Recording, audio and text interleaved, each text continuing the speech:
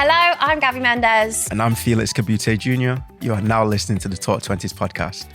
This podcast is your ultimate guide to adult life, where we discuss, with the help of our amazing guests, all the things that we were never taught in school. Adult life can be really isolating as everyone's got their own thing going on.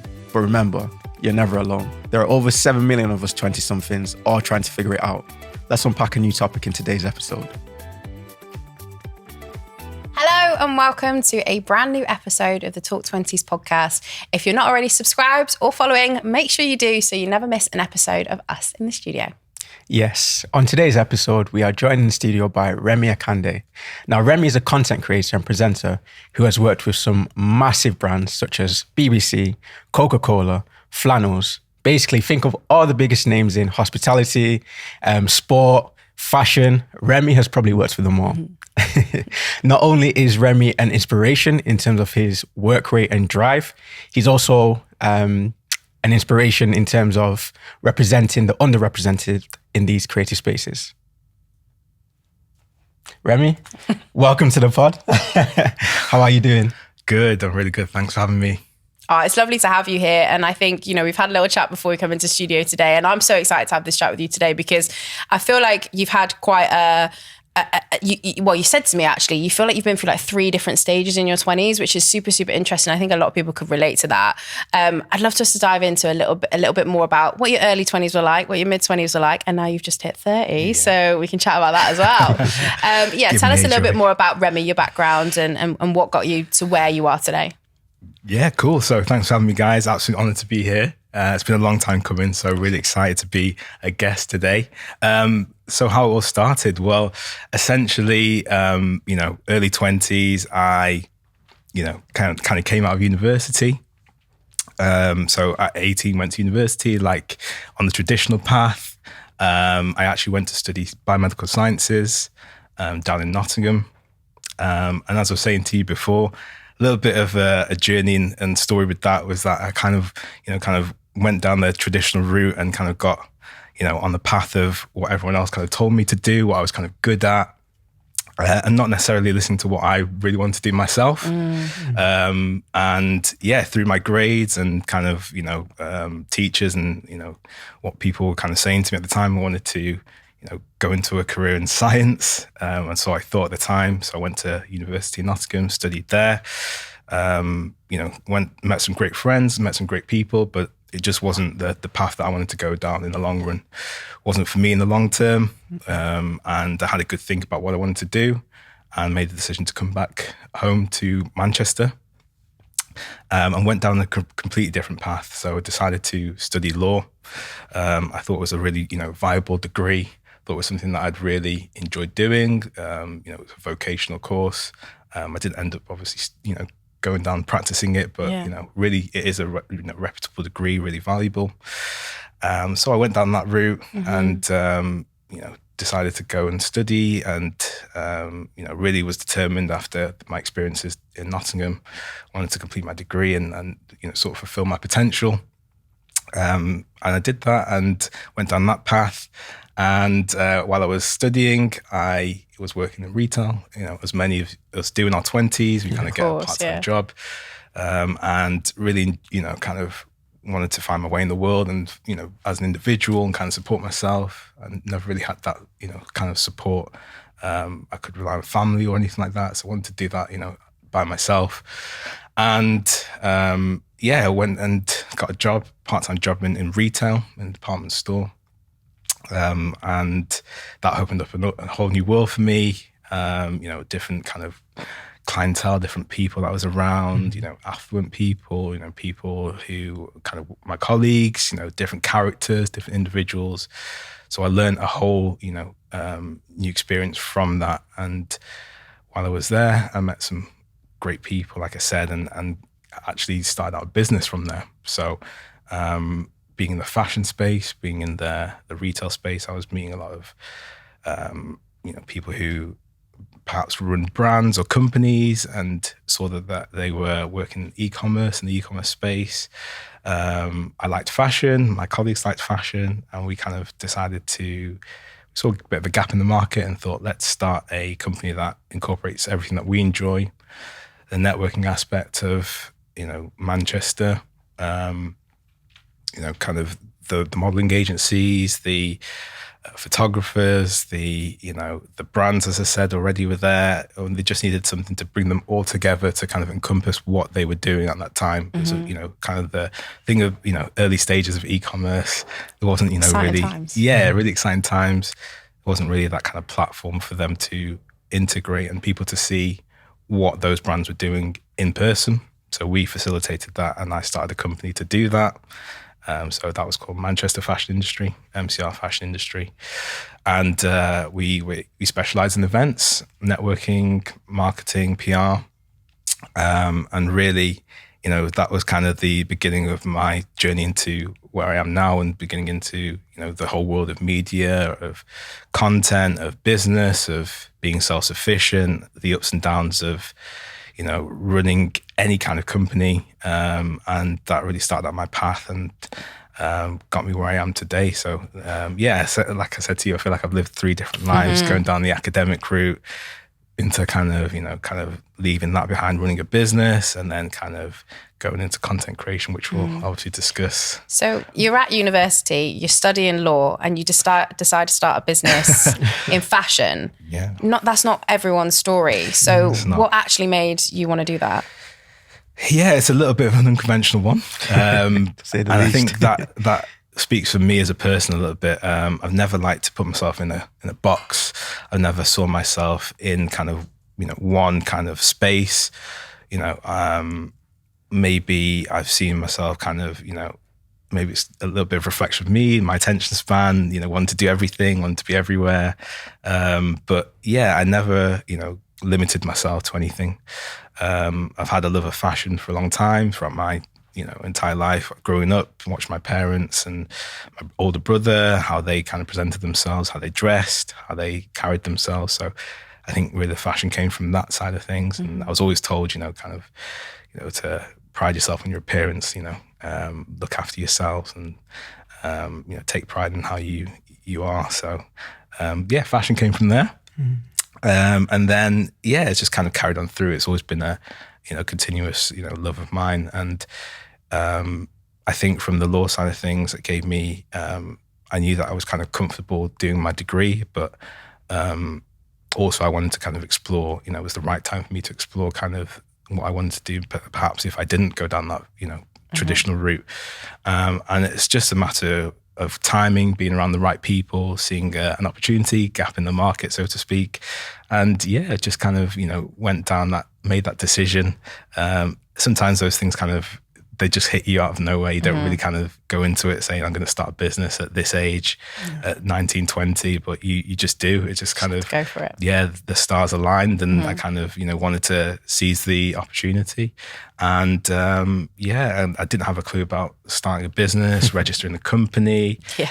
I didn't know what I was letting myself in for, if I'm honest with you. I just had a love for, kind of bringing people together and that, creating that network and creating something for people to come and enjoy and experience, and something that I'd made myself and my colleagues had made and my business partners had made. And so really that kind of drove me first and foremost. And then, I kind of learned so much along the way. Love that. Sounds like the passion and the drive were there from the very beginning, but can you recall what it was actually like transitioning to a more creative space, especially after, being grounded in academics, pursuing a law career? Did you have any parental pressures, any doubts, any worries? My parents have always been quite supportive. Really, they really have been throughout. When I was growing up, when I was young, I was always kind of doing extracurricular activities. So like I said to you, I've always been a person that's never stood still, or I've always been playing football or, sports, rugby, cricket, you name it. I was, going to drama school, doing acting, going to auditions. So I've always been that kind of kid that's always, been outgoing and doing extracurricular, things outside of school. So I think I was never destined to kind of just, sit still and just kind of, perhaps go down that traditional academic route. I just kind of, decided, in terms of at that time, there were pressures, of course, when you kind of are studying. You got your degree comes first and foremost, especially if you've kind of, you've already kind of dropped out of one course, you want to kind of do something else. So there were a lot of pressures at the time. I make no, I don't say that lightly, and, not just for, me, of course, wanting to do it personally, but of course your parents have expectations as well. So, they're absolutely great with me. But, at the time it was difficult kind of saying, well, I'm, completing my degree, but by the way, I've just started this business and I'm trying to grow it on the side. And, you get into discussions about, is it distracting you? Is it taking your time away from what you're doing? Are you focused? We all kind of go through that, at that young age, and you've got parents who have high expectations. So yeah, there was a little bit of difficulty, but I was so determined, and I knew what I was capable of doing. I knew that I didn't have, I didn't want to fail. I wanted to be successful. I've always had that belief. I've always been a very driven, person. So that determination I knew was going to get me through. And as long as I, was, applying myself in my, studies, I was doing, what I needed to do, was passing my exams. I was, getting things in on time. I could then, also kind of run the business and multitask and try and do things, and working all hours around the clock. And I was going to say, how do you have a social life in that situation? Because it sounds like a lot of, not that I condone it, but a lot of hustling going on there. Yeah. And do you look back now and have any regrets about that time, or? I don't. And I think because of the space I was in, I think it allowed me to have that social aspect as well. But don't get me wrong, there was a lot of times where you are, behind the scenes in your bedroom, just kind of writing down lists of things that you need to do, doing tasks on your laptop till, the early hours of the morning. There's, those times as well. Sometimes, they are down times when you are a little bit, you've got pressures, you've got exams to do, you've got deadlines to hit, and you're trying to organize, maybe you've got an event coming up on the horizon, you're trying to, negotiate with partners and businesses and companies. So all that kind of, does put pressure on you. So that element of things, yes, I will say is pressure, but at the same time, because I was in a space where I was doing something that was kind of in the public and kind of interacting with a lot of people, I got that social aspect as well. So I didn't, I wasn't kind of lacking that, so to speak. I got to experience that as well, which is very good. And it's been part of my journey, I'd say. And am I right in thinking that opportunity in that business led you to be named in the Manchester 30 under 30? Was it that? Yeah. That's pretty exciting. That was really exciting. That was really, of course, awards and recognition are, amazing to receive. It kind of came from kind of, running the business for 4 or 5 years and kind of, implementing what we set out to do with, creating that network, facilitating a space for people, right through from, students all the way through to professionals, having that platform and that network to, be themselves, to express their loves, fashion and industry, and bringing all that together, incorporating it all together. So to have that it's kind of a big pat on the back. That's amazing. But big achievement. Yeah. Big recognition. I mean, Manchester 30 under 30, Manchester's a place full of creative talent. So what was it like receiving that, and what did that kind of highlight? Because remember, you went into this with just a belief and a passion, and then to really be honored with something. Yeah, it's a bit surreal sometimes, but there's two kind of sides I'd say to it. I'd say, when you do start out these things, you kind of want to reach those goals. You have those targets in your mind, not specifically that one, but you've got certain things that you want to kind of dream about and think about, and to actually fulfill that is incredible. On the other hand, you kind of you're just kind of taking each thing as it comes and not getting too caught up in all the kind of accolades and things. And it's nice to be recognized, but when you're kind of on your mission, on your journey, not that you don't acknowledge it and you feel good about it, but you kind of, you don't want to kind of dwell on those kind of things too much. You kind of take it at that time and you're happy about it and you share that experience. And then, it's kind of not at the back of your mind, but it's like, what's the next thing? The next year. He was going to say that. Yeah. And that's kind of, I said to you, maybe to my detriment or maybe to my benefit. I don't know. But yeah. Time for us to tell you about our sponsors, Zopa Bank and their Smart Savers accounts. Here at Talk 20s, we're big fans of the Zopa Smart Saver, but we all use the account in different ways. Yes, for my savings, I like to think long term. And one of my biggest goals right now is getting on the property ladder. I use the Smart Saver account, boosted interest pots with a longer notice period to save as much as I can and get a higher interest rate. I'm learning that there are so many hidden costs when you're trying to get on the property ladder. So every little bit helps when I'm working towards that goal. If you're interested in understanding more about Smart Saver account, download the Zopa app. We need to tell you that boosted interest pots are subject to a notice period, the longest of which is 95 days for the highest interest rate. You need to save a minimum of £1 and the interest is paid monthly and is subject to variation. I'm really interested to know, and I think a lot of our listeners will be as well, like, how do you go from having a vision and an idea for a business and then actually making it a reality? That's a really good question. And I think that's kind of signifies our kind of modern society. A lot of creatives in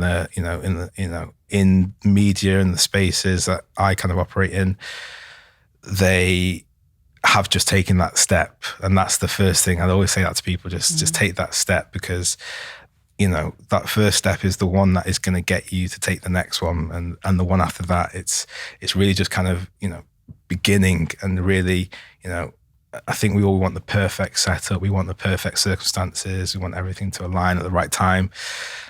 It's not always the case. You've got to have that bit of reality check and realize that, the most important thing to do is just begin, just start. And I think I was just really, really determined. I think that's just me as a person, just really determined, really focused, really driven. Of course, there was kind of external things that, you can't do this. It's too time consuming. How are you going to start it? How are you going to make it happen? Mm-hmm. I think I was just young and just carefree and just wanted to show what I could do. And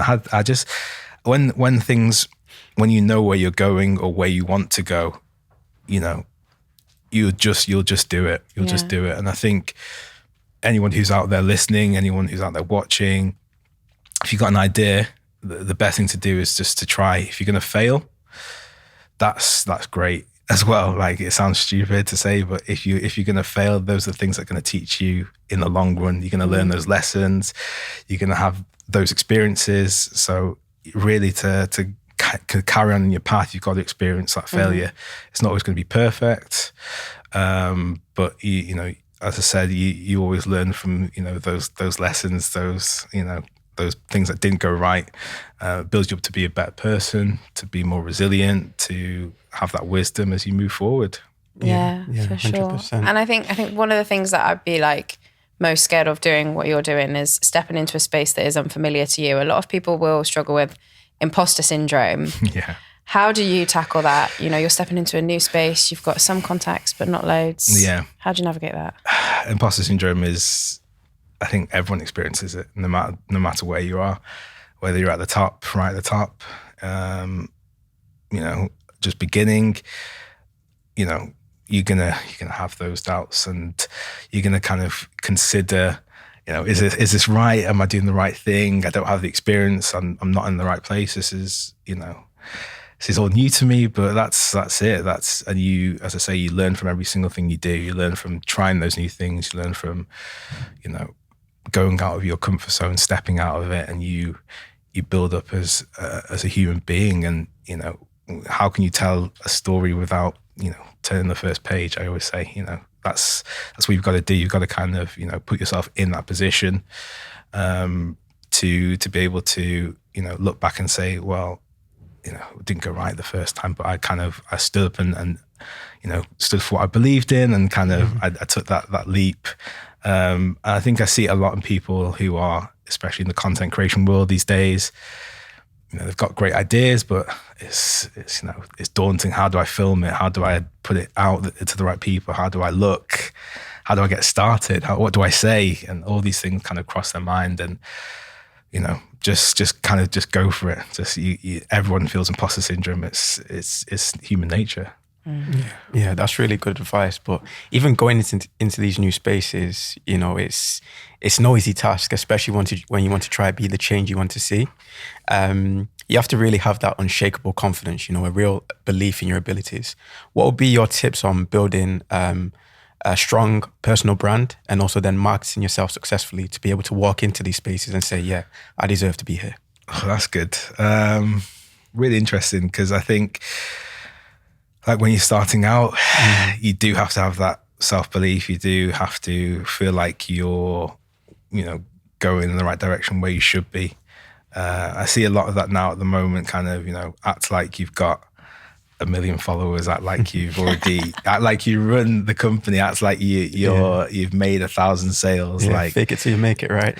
Essentially, that's kind of the old kind of saying, fake it till you make it. But yeah, it's that mindset, that belief of, this is where I'm going to be. And, I believe it. You might not kind of, believe it, but this is the journey that I'm going on, and this is where I will be. And I'm very sure of myself. And, we all have self-doubts, don't get me wrong, but, having that resilience is definitely important. And if you believe in something enough, you definitely, need to fulfill that as much as you can. So it's really interesting as well, when you kind of go into a space that you've not really been in, when you don't know anybody, you're unfamiliar with how to approach people, how to present yourself, but you learn from these things. That's it. That's the beauty of it. You learn from these experiences. Don't get me wrong, I've been into environments where it's not always been easy. I think that's been the story of my journey. Being young black male in sort of these environments where it's particularly not necessarily my demographic or kind of people who look like me, going into those spaces and really becoming welcomed into them, and being comfortable in them over time is part of the journey. So initially, like anything, it's difficult, and you kind of you do fear it, but I promise you, if you're thinking about stepping into somewhere, where you're unfamiliar with it, just kind of go for it, and you'll be, eventually you'll be so comfortable in that. Yeah. I'm smiling as you say that, because I know you're literally talking from experience. Yeah. Because recently you was presenting on the red carpet of BBC Sports Personality, right? That's massive, bro. Cool. Absolutely massive. Thank you. And I was watching you thinking he's in his element, but I know deep down you would have felt a lot of those nerves and a lot of that imposter syndrome. But again, like you said, you believed you deserved to be there, and you showed out. No, thank you. Yeah, it was an incredible experience to do that. Dream come true. It's very cliche to say, but and having those kind of aspirations, from years ago, and saying, this is the path that I want to go down, and kind of being there and stood there, fulfilling it, being in that moment, and like you said, feeling like this is where I should be. And there were all those kind of fears and nerves, and I just embraced that, and just kind of utilized that, and it galvanized me to in that moment just kind of embrace everything, and kind of, this is my moment to kind of how often am I going to get a chance to stand here with these amazing people, and with these this audience, the cameras, the setup, red carpet, and I think as well, it wasn't just particularly that wasn't me just kind of being thrown to red carpet. Of course I was, but that was a build-up of all those small things, those like incremental, little things, kind of, approaching that person, sending that email, walking into that room, talking to that person, going to that thing, and it just, it builds up, and, practicing, talking in front of the cameras. I know it sounds, crazy, but, as content creators, that's what we do. And that also sets you up in the long run. So, all these incremental little things kind of build up into that moment, and just perfectly aligned in that moment in time. And yeah, it felt amazing to be there. It felt really special. Imposter syndrome is, like I said, is something that we all feel. But I know the hard work I put into everything, into my journey, and it felt right being there. It felt natural and something that I'd love to continue doing moving forward.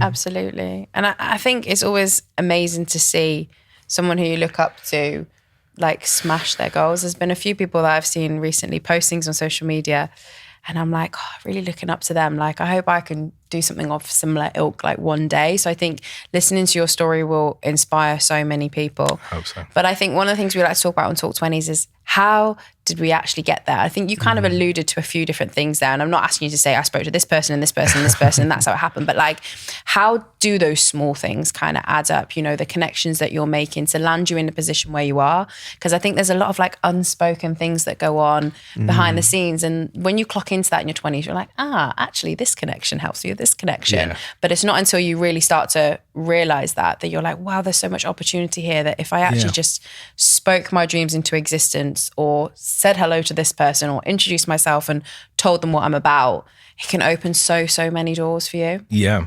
definitely. And I think when I say kind of those small things kind of building up, I don't necessarily mean, I spoke to so-and-so and that kind of happened. What I mean is I had those rejections. I had those, no, you're not right for this. As a content creator, of course, a big part is working with a lot of brands.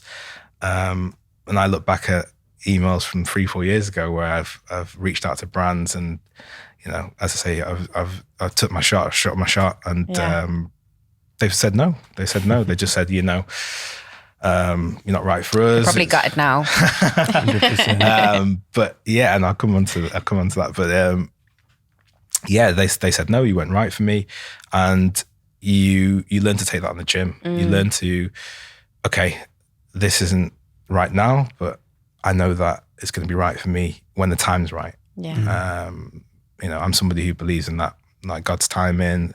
I believe that there's a plan. I believe that if that's not meant to be at that moment in time, then it will happen eventually. And I'm proof of that. I am proof of that because, I look back at brands I've reached out to, like I said, years ago, had those conversations, got the rejection. Fast forward 3 years where we're close, like closer than ever. Built, done multiple campaigns, done trips with them, and built great relationships with the people behind the brands. And that's just a testament to, anybody who has a vision, who has dreams and goals and, knows where they're going, don't take that, rejection. Obviously you take it at that moment in time, but use that to galvanize you and move you forward and know where you're going. If it's not right for you, ask them for feedback, say what am I not, aligning with your particular brand, what can I improve on, and work on yourself. Go away and work on yourself and build up those things. I think that's invaluable advice, really, even away from the creative space. I know, even professional corporate, they say when you go to an interview, you don't get it. Be the one that asks, oh, please can I have some feedback. Why didn't I get the job? Well, not in, why didn't I get the job, but what could I have done better? How can I improve? How can I maybe reapply and be in a better position? So I think that's invaluable advice that we can apply in so many different walks of life. So many different walks of life. Remi, literally so much wisdom, I'm genuinely so proud to call you one of my close boys, and we have so many different conversations. And I sometimes forget there's even a 6-year age gap between us because we literally relate on so many levels. But I'd love to speak now about adulting and how it's been for you. You've just come out of your 20s. Have you had any massive adulting failures? I think you always reflect and evaluate where you are in life. I think that's really important to do that. Of course, there's things I've done along the way that I'm, maybe I would have done differently. I would have kind of approached in a different way. Things like all my camera gear and laptops and things being stolen. I went away on a trip. Oh my gosh. And that was a huge, you kind of invested all that kind of, money and time and everything. It's a touchy subject. The answer's no. Ensure your belongings, guys. That's the lesson learned. Yeah, exactly. You learn from those experiences. And there's been dark times like that. You're in a different country. You've got no passport, no wallet, no nothing. You've been on a trip, and all your belongings have been stolen. And it's like, am I doing the right thing? I've invested all this time into something. Am I doing the right thing? Is this a sign telling me I should stop doing it, or is it telling me to? No, this is a test for you. This is a test to see how strong you are. And that's how I took it. That's how I took that particular instance. Yeah. I love that. Talking about a little bit about resilience there is so important. One of the things we love to talk about on Talk 20s is the fact that no matter what age people are, no one's perfect and everyone is working through something that they're trying to get better at, something they're trying to improve. What's that for you right now? Is there something, maybe a New Year's resolution or something you're trying to work on improving? I'm always trying to improve. I think I'm always trying to improve on everything, on every aspect, becoming more decisive, getting things done more efficiently, going into new spaces, into new environments. Kind of, you guys are having me on here. This is a completely different experience for myself. I've done podcasts before, but not like this. So it's kind of, I appreciate this. And very happy to have you. No podcast like that. No podcast like that. I came here today thinking, okay, is this right for me? Why are the guys having me on? After years of being in the industry, being in the space, and having those, is this right for me? Am I doing the right thing? Am I gonna mess up? You have those doubts. You have those things going running in the back of your mind. I'm a human being after all. So for anybody out there, you're gonna have those kind of thoughts and feelings, but it's about kind of taking that journey and embracing whatever's in front of you, and always trying to improve and get 1% better every day. Well, Remi, we've come to the end of the podcast, but thank you so much for sharing your journey, sharing your story. Really enjoyed hearing about, your highs and not so much lows, because you said you don't have the lows, but your lessons. Let's call them lessons. Lessons, yeah. On lessons and advice, what's one piece of advice you'd give your 20-year-old self? Looking back, 20-year-old Remi. That's a really good question. That's really, really tough one. I think just believe in yourself. It's such a cliche saying, but whatever it is you're doing, and I think one thing I wanted to say is this isn't just applied to being a content creator, being on Instagram, being on TikTok, whatever, being a YouTuber, in any aspect, in any walk of life, whatever you do, just believe in yourself. And I think that's the beauty of the modern day and the environment that we live in. We're able to use those passions and things that we love and make them, into a career, or, into something that's viable for us and facilitates things for us. So whatever you're doing, no matter how obscure it is, no matter how, crazy you think it is, no matter what everyone tells you, if you believe in yourself and you really want to do something, then just go for that. I think 20-year-old Remi did that, but maybe it would have settled a lot of the worries and nerves you had at the time. Good advice. Absolutely. Remi, it's been so lovely to have you in the studio today. Thank you so much for having us. Thank you so much. Thank you. A big thank you to you, yes you, for tuning into this episode of the Talk 20s podcast. We hope it inspired you in some way and popped a little pep in your step for this week. Make sure you subscribe, leave a review, and share this episode with a friend. It means a lot to us to have your support. We also love hearing your stories and suggestions. You can reach out to us on all socials by searching @Talk20s. Lastly, before we go, our website, talk20s.com, is the hub for all things 20-somethings. Go check out, my people. Have a great week, and we'll see you next time.